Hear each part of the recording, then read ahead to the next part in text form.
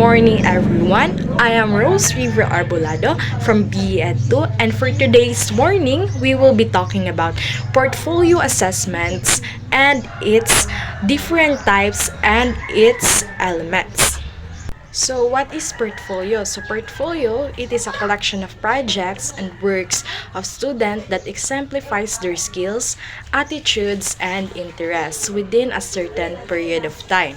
So portfolios can be proper or digital and can provide an immense amount of insight into students' learning over a period of time. So one of the examples of portfolios are poems, and songs. So according to Ferencz 2001, a portfolio assessment is a systematic, longitudinal collection of student work created in response to specific known instructional objectives and evaluated in relation to the same criteria.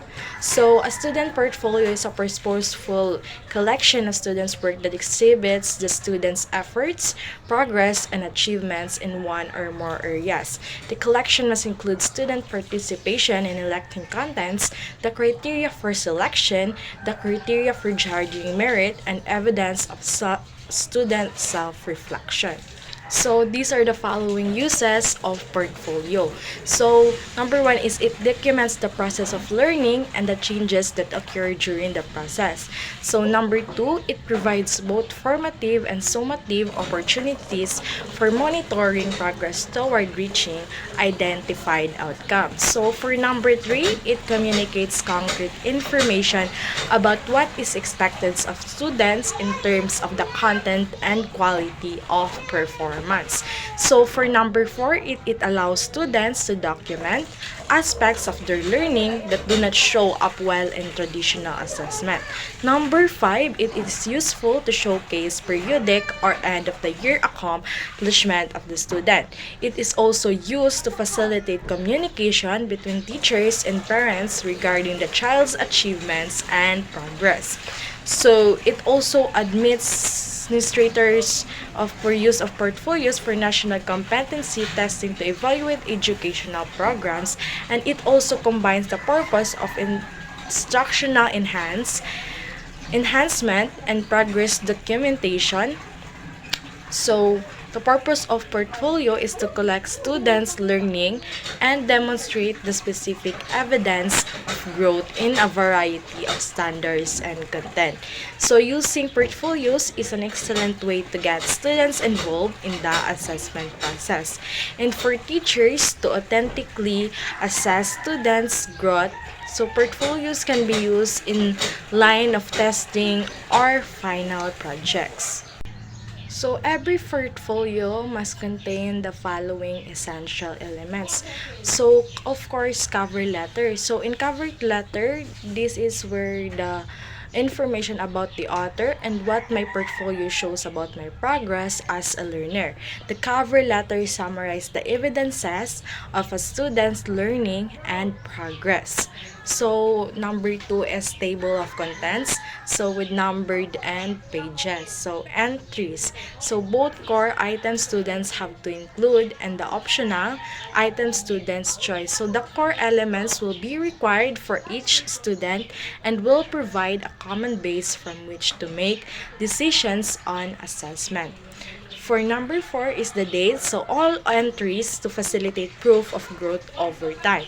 So number five is draft of oral and written products and revised version first drafts and corrected revised versions.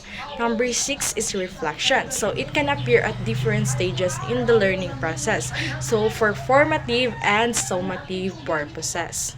So there are three types of portfolios. So working, showcase, and documentary portfolio. So for working portfolio, so it consists a collection of day-to-day work of students. So it also reflects the progress of a student in a particular area of learning. It also provides opportunities to growth through self-reflection.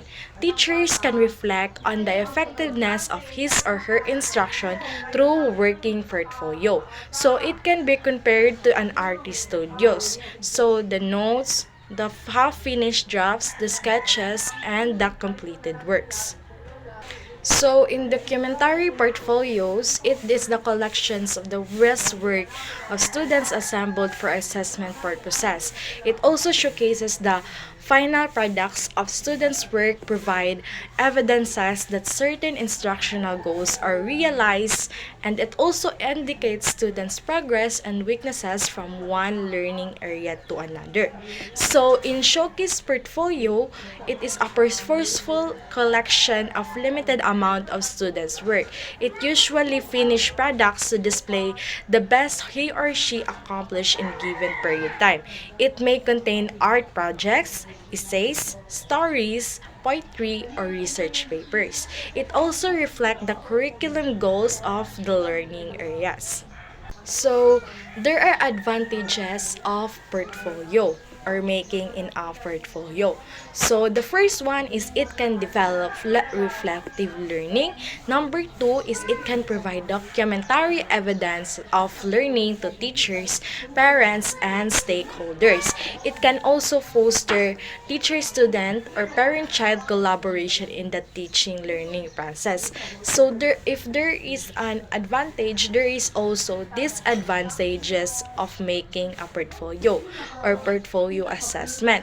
So it is a cumbersome to collect and store portfolio entries. And number two is it also is time consuming to make a portfolio.